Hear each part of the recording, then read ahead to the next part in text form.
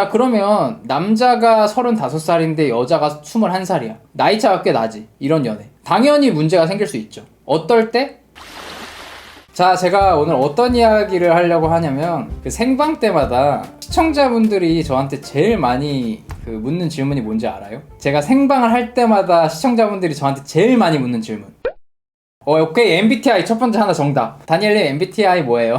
야, ENTJ다, ENTJ. 그리고 두 번째가 뭐냐면 다니엘님 나이차 많은 연애에 대해서 어떻게 생각하시나요? 그리고 이게 보통은 이제 여자가 어리고 남자가 나이가 훨씬 많은 그런 연애에 대해서 물어보시는 것 같습니다. 제 생각에는. 제가 이 질문에 대해서 그때마다 답변하는 걸 회피를 좀 했어요. 별 문제 없습니다, 이런 식으로 넘겼는데 오늘 이에 대한 답변을 좀 드리려고 해요. 제가 생각하기에 이 질문을 하시는 분들은 두 가지 유형이에요. 첫 번째는 진짜 단순한 호기심, 그리고 두 번째는 나이가 꽤 많은 남자한테 내가 끌리고 있는데, 혹은 주변에 그런 사람이 있는데 유튜브에도 그렇고 그걸 부정적으로 보는 사람들이 많으니까 제 의견도 물어보고 싶으셨던 거겠죠. 그리고 분명히 나이차 많은 연애를 좀 금기시하는 그런 사회적 분위기가 있는 것 같긴 합니다, 제가 봤을 때. 그리고 우리나라는 좀 심해, 특히. 여튼 오늘은 제가 이거에 대한 답을 드릴게요. 근데 원하는 답은 아닐 겁니다.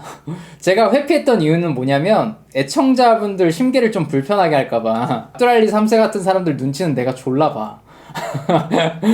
근데 그냥 할게. 미안해. 내가 그런다고 나를 떠날 건 아니잖아. 이제 와서 헤어지자고 하진 않겠지. 결론적으로 나이차가 많이 나는 연애는 사귀는 과정상에서 문제가 생길 수 있습니다. 어떤 문제가 생기는지도 마지막에 간단하게 말씀을 드릴게요. 근데 제가 이 간단한 답변을 회피했던 이유는 이 주제에 대해서는 사람들이 유독 굉장히 편협하게 접근을 하는 것 같아서예요. 제가 만약에 나이차 많은 연애에 어떤 문제가 있다고 대답을 해드리면 보통은 이렇게 받아들이실 것 같아요. 아, 그러면 나이차가 많지 않은 연애를 하면 문제가 별로 없거나 덜하겠구나. 나이차가 많은 연애는 다른 연애보다 실패할 확률이 높은 연애구나. 나이차가 안 나는 연애가 더 선에 가까운 거구나. 이런 식으로. 이 주제에 대해서는 이런 식으로 받아들이는 사람이 많을 것 같아요, 제 생각에는. 그래서 제가 답을 안 드린 겁니다. 그냥 문제가 없다고 한 거예요. 그래서 잘못 받아들일 것 같아서. 이게 무슨 말이냐면 여러분들이 어떤 관계를 하시던지, 관계를 할 때 어떤 선택을 하든지 당사자들이 열등하다면 문제가 반드시 생깁니다. 제가 저번 주 분석심리에서 그 현대 여성과 결혼에 대해서 다룰 때 4가지 유형의 결혼에서 어떤 문제가 생기는지 설명을 했었죠. 기억나세요? 첫 번째는 굉장히 어린 동년배들의 결혼, 두 번째는 나이가 많은 동년배들의 결혼, 세 번째 어린 여성과 나이 많은 남성의 결혼,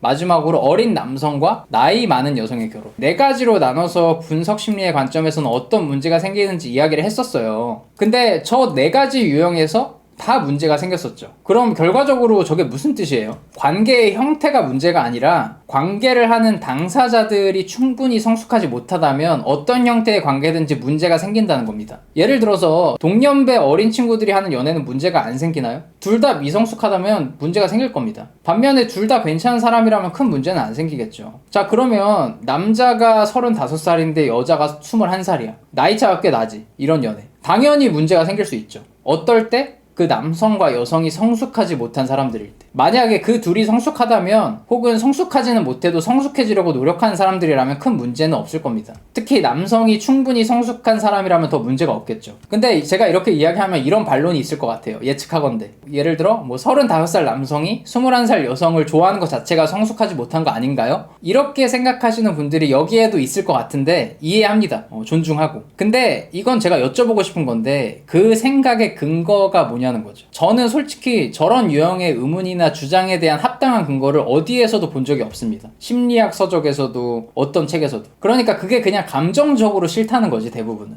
왠지 아닌 것 같고, 왠지 그러면 안 될 것 같고. 이건 아니지 않나? 저는 참고로 아시겠지만 31살이고 21살 여자 별로 안 좋아합니다. 진심으로. 20대 중후반 여성을 제일 선호해요, 저는. 왜냐면 나는 라이프 패턴이 비슷한 사람이 좋거든. 여튼 나이와 상관없이 당사자들이 어떤 사람인지가 중요한 거예요. 결론적으로 제가 하고 싶은 말이 뭐냐면 남자가 나이가 훨씬 많은 연애? 큰 문제가 생길 수 있습니다. 근데 여자가 나이가 훨씬 많은 연애도 큰 문제가 생길 수 있고 동년배들의 연애도 큰 문제가 생길 수 있어요. 어떨 때? 관계 당사자들이 성숙하지 못할 때, 열등한 인간일 때. 그러니까 나이차가 많은 연애가 문제가 있다고 해서 다른 형태의 관계들이 문제가 없다는 뜻은 아니라는 거죠. 그리고 제가 오늘의 질문에 대해서 더 중요한 내용이 있는데, 뭐 이런 영상이 많죠. 뭐 어떤 사람은 걸러야 된다, 뭐 나이차 많은 연애 이야기할 때도 저런 게 많아요. 제 영상을 오래 보신 분들은 아시겠지만 저는 어떤 사람은 걸러야 됩니다 이런 류의 이야기 거의 안 합니다. 저는 상대방, 그러니까 대상이 아니라 내가, 개인이 어떻게 살아가야 되는가를 중심으로만 다루는 편이에요. 어떤 이야기를 하든, 뭐 유튜브든 뉴스레터든 뭐든. 그게 제 삶의 방향성이기도 하고 태도이기도 하니까. 왜냐면 그런 접근이 나한테도 도움이 되니까.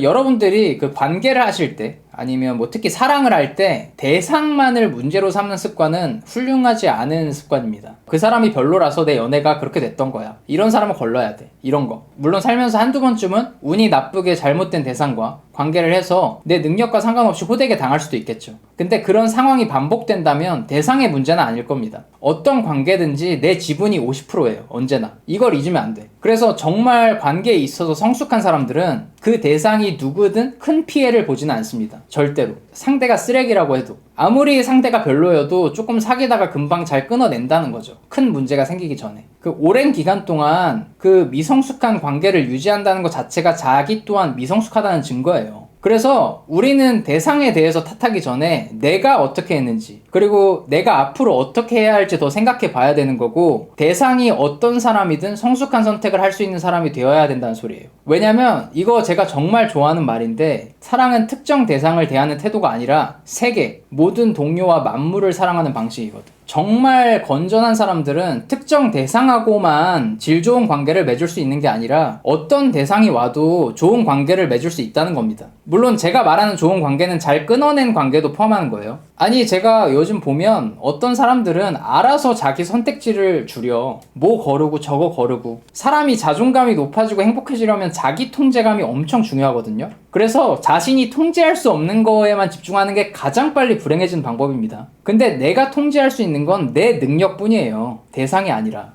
그리고 마지막으로 나이차 많은 연애, 특히 남자가 나이 많은 연애에는 제가 저번 시간에 분석 심리 할 때도 설명했듯이 연인이 아니라 아빠와 딸의 관계, 더 정확히는 열등한 아버지와 열등한 딸의 관계가 될 가능성이 높고, 특히 남성이 미성숙하다면 아직 자신의 가치관이 제대로 형성되지 못한 어린 여성에게 잘못된 가치관을 주입할 수도 있겠죠. 그래서 그게 문제가 되는 거예요. 근데 동년배 연애도 다른 문제가 있다. 오케이? 제가 하고 싶은 말이 그겁니다. 동년배 연애가 더 우월하다, 이런 이야기가 아니라는 거예요. 그리고 저는 20대 초반에는 동년배랑 연애해보는 경험을 꼭 해보시는 걸 추천을 합니다. 왜냐면 그거는 그 나이 때만 할 수가 있어. 일회성이야. 아깝잖아. 나이 많고 성숙한 오빠들이랑 연애하는 건 20대 중반에도 할 수 있고 20대 후반에도 할 수 있는데, 그 정말 푸릇푸릇할 때 내 또래랑 이렇게 손잡고 꽁냥꽁냥 하는 스타일의 연애는 완전 어릴 때만 할 수가 있어요.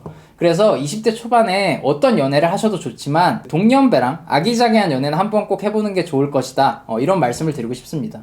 알겠죠?